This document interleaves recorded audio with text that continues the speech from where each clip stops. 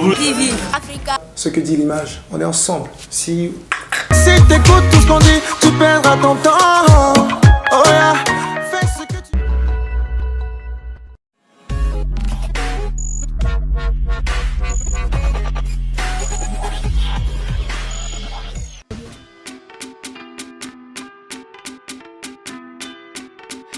Hey, Capri!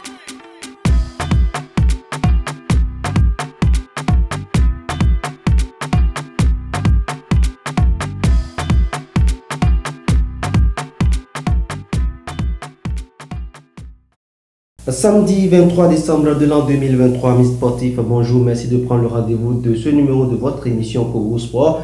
Au menu de ce numéro, dans la rubrique Sport Actu local, nous parlerons d'une discipline sportive qui est en plein essor dans la commune de Parakou. Il s'agit de la natation à travers une équipe qui a vu le jour à Parakou. Il s'agit de AOSP Natation. Nous sommes avec son président sur ce plateau. Avec lui, nous allons découvrir cette discipline sportive. Que faire pour intégrer ce club?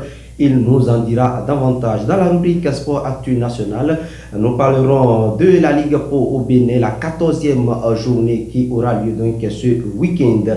Dans la rubrique Sport Actu International, sur la question du tirage au sort des huitièmes de finale de la Ligue des champions en Europe, le Paris Saint-Germain qui hérite de la Real Sociedad, le FC Barcelone qui va jouer le Napoli pendant que Leipzig sera opposé au Real de Madrid. Amis sportifs, destination 26 minutes. Si t'écoutes tout ce qu'on dit, tu perdras ton temps. Oh yeah, fais ce que tu... Amis sportifs, à nouveau, bonjour. La première rubrique de cette émission, c'est Sport Actu local.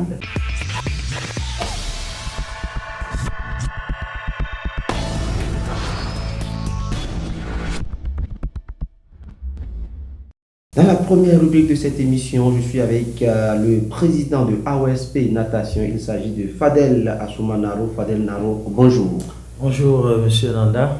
Avec vous, nous parlons de la discipline sportive, la natation. Mais avant de parler de la natation, puisque AOSP, c'est plusieurs disciplines sportives, le sport roi, c'est le football. Comment se porte AOSP? Merci, très cher journaliste, pour cette invitation. Et je profite de l'occasion pour saluer tous vos téléspectateurs. L'Académie olympique sport de Parakou, comme vous l'avez dit, est très reconnue au niveau du football. Et pour le moment, je crois que ça va parce que, comme vous le savez, nous sommes beaucoup plus dans la formation que dans les compétitions ou les championnats. Voilà. Alors, ça va très bien. Aujourd'hui, nous avons toutes les catégories au niveau des garçons, à partir des U11, U13, U15, U17, U20. Les U20 qui ont joué déjà plusieurs fois le championnat amateur départemental Borgou et qui sont d'ailleurs en train de se préparer déjà pour la nouvelle saison. Au niveau des filles, nous avons également 3 catégories pour le moment. Les U13, les U15 et les U17. Les filles U17 qui l'année passée ont joué le championnat de 3e division et qui sont arrivées 2e dans la course et qui n'ont pas pu monter, n'est-ce pas? Donc je crois que ce n'est que partie remise. Toutes ces filles sont déjà en train de se préparer pour la nouvelle saison. Donc voilà un peu ce qui se passe au niveau du football. Voilà, on parle de la natation, une discipline sportive qui est très bien connue. On parle de frères Manodou quand on est en Europe, plus précisément en France. Au Bénin, il n'y a pas assez de références, mais ça se pratique dans la région méridionale de notre pays, notamment à Cotonou. Mais dans le septentrion, ça dort. Vous avez décidé de réveiller cette discipline sportive. Alors, d'où est née cette initiative? D'où vous est venue l'idée de faire venir la natation ici? Merci infiniment.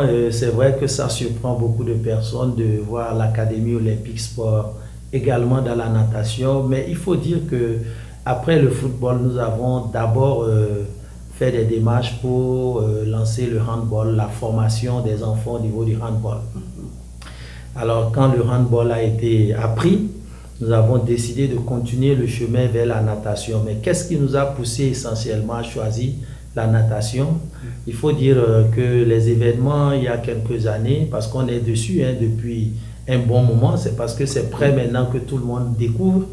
C'était un projet. Voilà, c'est un projet de longue date qui ne fait que se concrétiser maintenant. Les événements de la commune de Tcharo avec l'héroïne Sakina Touré et tout ça, là, ça nous a donné un déclic. Et comme vous pouvez le suivre dans les informations, les périodes de crue dans le septentrion, c'est toujours des noyades. Voilà, dès qu'il y a un fleuve qui sort de son nid, c'est au Para par exemple, voilà, c'est toujours des pertes en vies humaines et tout ça.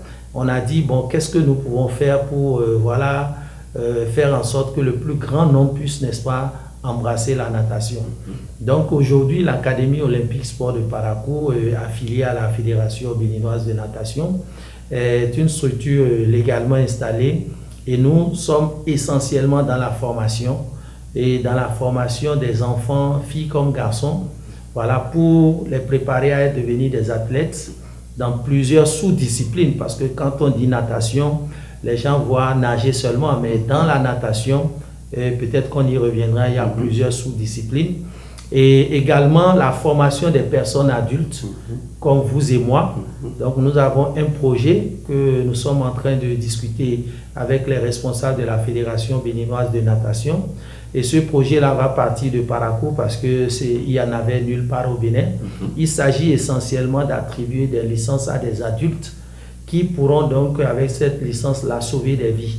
Voilà, donc c'est comme le permis de conduire. Donc voilà, quand vous voyez, il y a une situation et que vous avez par exemple un document qui prouve que vous êtes de la Croix-Rouge, on vous laisse sauver et pratiquer les premiers soins à la personne qui est en danger. Donc ça sera la même chose au niveau de la natation. Donc vous, monsieur Camilo Nanda, vous pouvez ne pas être un athlète qui va compétir au nom du Bénin, au nom de vos clubs, mais vous pourrez avoir une licence de natation qui prouve que vous êtes quelqu'un qui est capable de nager et qui peut sauver des vies. Donc voilà un peu tout ce qu'il y a autour de ce projet. Et aujourd'hui, nous sommes très heureux parce que grâce à la dynamique de l'équipe qui est autour de moi, autour de la natation, nous avons pu faire en sorte que pour la première fois dans l'histoire de notre pays, le championnat régional de natation va s'organiser à Parakou. Voilà, donc ça va s'organiser cette semaine même. Ça commence le jeudi 22, pardon, c'est ça, le vendredi 22, le vendredi 22, le samedi 23.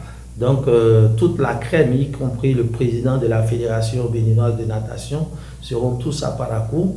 Et je crois que c'est déjà un grand pas que nous faisons.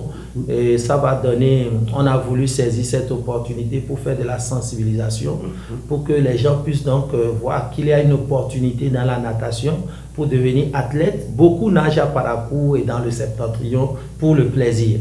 Donc nous on trouve que ce n'est pas utile qu'un jeune qui a un jeune de 15 ans, 16 ans, 14 ans, 18 ans nage pour le plaisir. S'il a des potentialités, il faut qu'il nage pour compétir et pour défendre des couleurs de notre pays un jour. À travers AOSP, certainement qu'on va connaître de très bons nageurs dans la commune de Parakou, pourquoi pas au Bénin, parce qu'il y a de très bons talents qui ont quitté la commune de Parakou, qui sont footballeurs, qui sont athlètes dans les autres disciplines. Pourquoi pas au niveau de la natation. Alors pour cette activité, ça va se dérouler où? Ça va démarrer à quelle heure? Alors, il faut dire que le programme, c'est comme je l'ai dit tout à l'heure, ça commence le 22, le vendredi. On va finir d'installer tous les officiels et tout ça là dès 9h, 8h, parce que le maire de la commune de Parakou a été saisi par la Fédération béninoise, le directeur départemental, les notables, les sages, le roi, tout ça. On a invité tout le monde pour que l'événement puisse quand même avoir un impact sur la population afin que les gens s'y intéressent. Donc après l'installation et le protocole d'usage, la compétition même va démarrer autour de 11h. Et voilà, les athlètes vont compétir dans plusieurs disciplines. Voilà, il y aura la nage libre, la brasse, le dos, le relais, le papillon. Il y aura toutes sortes de sous-disciplines que les gens vont pratiquer. Et il y aura cette première phase le vendredi. Et ensuite, le samedi, ça sera la phase finale. Donc tous ceux qui auront pu quand même tirer leur épingle du jeu dans les éliminatoires du vendredi pourront nager donc le samedi pour voilà, décrocher les médailles. Et après cette phase finale de samedi, dans la matinée, donc l'après-midi, il y aura la cérémonie de remise des médailles. Voilà les récompenses, il y aura des médailles, il y aura des enveloppes. Voilà, et ça sera la fête. Voilà. Ça va se passer où? Ça va se passer à l'hôtel Central Park de Pévier. Voilà, rendez-vous amis sportifs à l'hôtel Central à partir du vendredi, ça démarre, ça prend fait donc le samedi. Faites donc massivement le déplacement pour découvrir cette discipline sportive qui prend corps progressivement dans la commune de Parakou grâce à l'AOSP de Fadel Assouma Naro. Amis sportifs, on fait place à présent à la rubrique Sport Actu National.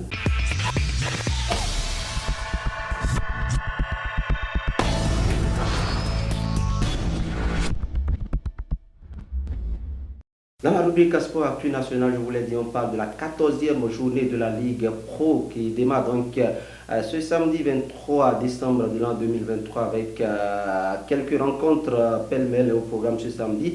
Cavalier Dynamo de Parakou, c'est à Niki Panté, Baniganse à Djougou Stade Municipal, Soleil Audio et puis Dragon avant coup Omnisport. Le dimanche, le choc à Parakou, Buffle qui reçoit à Damissa de Ndali, Dynamique Beke de Bimberike d'Adje Abeille, Ayema Asvo et puis Tonnerre Lotopopo. Fadel, le dimanche, nous aurons sur place ici à Parakou un certain Buffle Damissa. D'abord, quel regard portez-vous sur la qualité de ce championnat qui se dispute, notamment la Ligue Pro? Oui, il faut dire que notre championnat béninois, chaque année, on essaye de faire un pas un peu plus. Quand bien même nous autres, on considère qu'il y a beaucoup à faire. Il y a encore beaucoup à faire.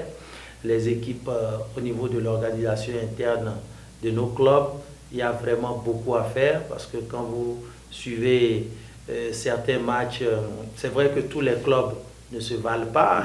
Ça là d'abord il faut le faire remarquer. Il y a des clubs qui sont très bien organisés et par contre il y en a d'autres, ça flotte. Vous voyez, lorsqu'un joueur est en difficulté et que vous voyez que ça se passe exactement comme dans le championnat amateur, voilà, il n'y a pas un service sanitaire qui va aller s'en occuper correctement, c'est pas intéressant. Dans le jeu, les encadreurs et tout ça, les coachs et ainsi de suite, je peux dire qu'on progresse, mais pour nous autres qui sommes dans la formation à la base, il y a beaucoup à faire encore, Monsieur Nanda. Et je suivais un match quand j'étais dans la zone méridionale avec d'autres collègues, présidents de centres de formation et autres. Et on s'est amusé au cours de 2 matchs à chercher, à observer quelque chose. On voulait voir est-ce qu'un club est capable de faire 7 ou 10 passes sans que l'adversaire ne touche le ballon. Ça n'a pas été possible. C'est compliqué. On n'a pas vu ça sur plusieurs matchs.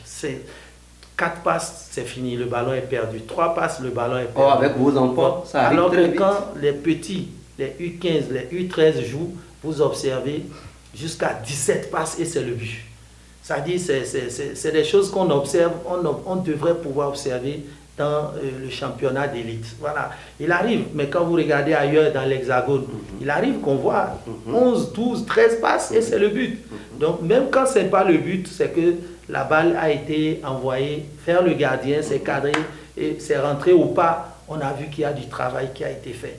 Mais chez nous ici, dès qu'un club décide d'adopter un système de jeu où le ballon part de derrière et que ce n'est pas un dégagement, c'est que le ballon est intercepté avant la ligne médiane. Ce n'est pas normal.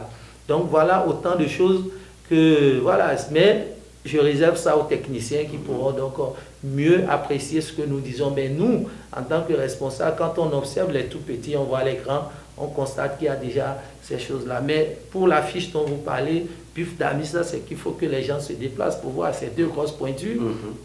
Et nous avons vu le parcours des 2 jusque-là et je crois que ça sera un match quand même très intéressant. On y sera tous et on va suivre. Il y a des garçons très intéressants des 2 côtés et je crois que ça sera un match très intéressant. Alors, vous pensez qu'il faut toujours repartir du derrière, notamment la formation? Oui, c'est essentiel. Aujourd'hui, si nous voulons que notre football soit quand même respecté au-delà de nos frontières, c'est que nous devons et nous avons l'obligation de construire une âme à notre football, c'est-à-dire de lui donner un système qui correspond a une philosophie béninoise. Et aujourd'hui, vous voyez, je n'aime pas souvent comparer parce qu'on dit, bon, nous n'avons pas tous commencé, nous n'avons pas tous les mêmes infrastructures, mais je dis, chez nous, on peut commencer quelque chose petitement. Oui. Les coachs, les encadreurs doivent pouvoir, quand ils arrivent dans un club, se renseigner. Voilà, ce club-là, c'est quoi la tradition? C'est comment ça se passait? Comment est-ce que vous avez l'habitude de faire? De ce club. Exactement. Et quand le coach il vient, il essaye, avec ce qu'il apporte, d'améliorer ce qui se fait. Mais il ne s'agit pas de balayer. Un club qu'on connaît qui va très vite, et quand quelqu'un vient, il balaye ça, et c'est autre système. C'est pas du tout... Et c'est l'éternel recommencement chez nous, au pays. Et je crois que c'est des choses comme ça qu'il faut qu'on corrige à l'avenir. Voilà, à propos de Fadel Assoumanaro qui est dans la formation, il va falloir qu'on reparte à la base pour former de très bons joueurs qui sont d'origine surtout béninoise parce qu'on n'en a plus. Amis sportifs, on fait place à présent à la rubrique Sport Actu International.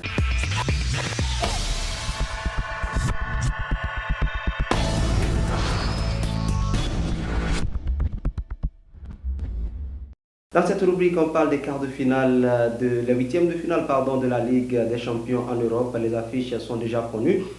Copenhague, Manchester City, Leipzig, Real Madrid, Paris Saint-Germain, Real Sociedad, Inter de Milan, Atlético Madrid, le PSV Eindhoven se déplace en Allemagne pour affronter le Borussia Dortmund, FC Porto, Arsenal, Naples, FC Barcelone, Lazio, Rome, Bayern de Munich. Les matchs allés sont prévus en février et les matchs retour en mars prochain.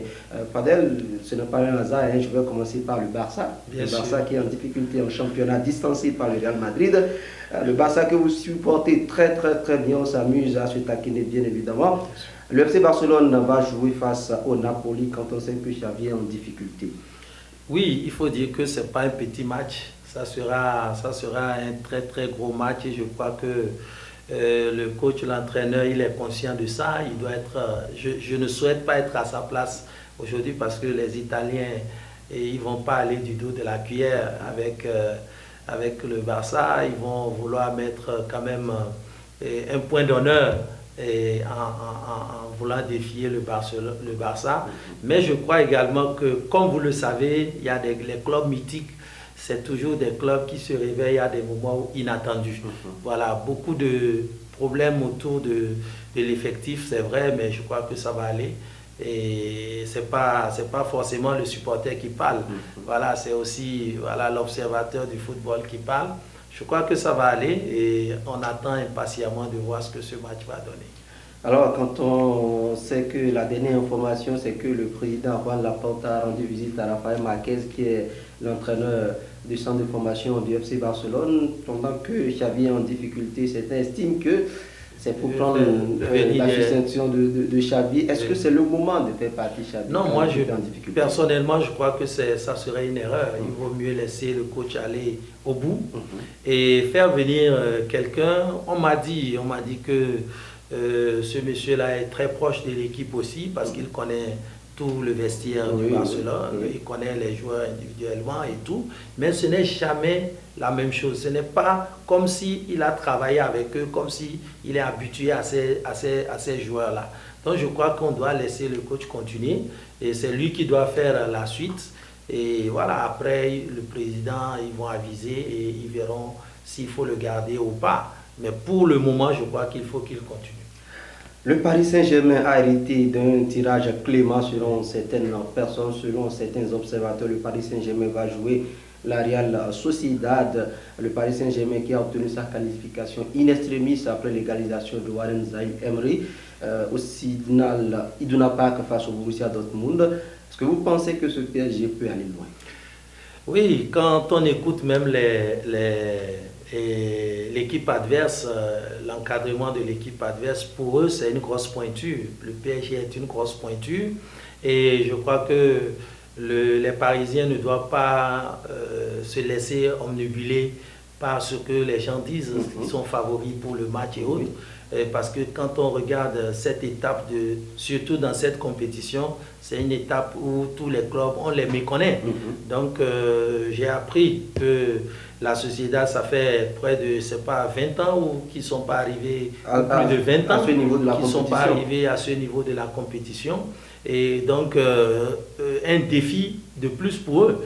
Donc je vois très mal cette équipe espagnole se laisser malmené aussi facilement par le PSG. C'est un match piège. C'est un match piège, c'est pas un match qui est gagné d'avance, c'est un match qui peut tromper facilement les pronostics. Donc, voilà, rapidement le point de ces rencontres. Copenhague, Manchester City, match aller à Copenhague. Leipzig, Real Madrid, match aller à Leipzig. Paris Saint-Germain, Real Sociedad, match aller au Parc des Princes. Inter Milan, Athletic de Madrid, match aller sur la pelouse de l'Inter de Milan. PSV Eindhoven, Dortmund sur la pelouse du PSV. Porto Arsenal sur la pelouse du FC et Porto Naples Barcelone, match aller sur la pelouse du Napoli. Et puis Lazio Bayern Munich sur la pelouse de la Lazio Rome. Je le rappelle, match aller en février et puis match retour en mars prochain. Amis sportifs, c'est la fin de cette émission. Rapidement avant de nous quitter, un message pour finir. Oui, merci Monsieur Dandas. Mon message serait vraiment de lancer un appel que j'ai l'habitude de faire. Je voudrais attirer l'attention de tous les acteurs, des populations sur le fait que les jeunes, les enfants, pas forcément le football, pas forcément le hand, il y a beaucoup de disciplines sportives, mais c'est un gâchis d'avoir un enfant, garçon ou fille, qui de 5 ans à 19 ans n'a rien pratiqué comme discipline sportive. Aujourd'hui, il y a des centres de formation qui font ce qu'ils peuvent. Commencez par là, envoyez vos enfants là d'abord et après vous verrez s'il faut les envoyer dans d'autres pays pour poursuivre leur formation. Mais envoyez les enfants dans les centres pour qu'ils aient une formation de base sportive, c'est toujours utile. Donc je reprécise les propos de Fadel Assouma en Naro qui est un exemple. Donc vos enfants sont déjà... Oui. On commençait déjà par... Oui, il y a une fille qui fait le foot, la plus petite et la grande qui fait le karaté. Le karaté, donc oui. Le choix est très bien fait et vite fait même. Amis sportifs, c'est la fin de cette émission. On se retrouve samedi prochain pour un autre numéro. Merci à l'équipe technique, Aïma Ibadé à la caméra, la réalisation Miloma Tepa, à la présentation Cameroun Ousmane. On se donne rendez-vous samedi prochain pour un autre numéro de votre émission Kobo Sport.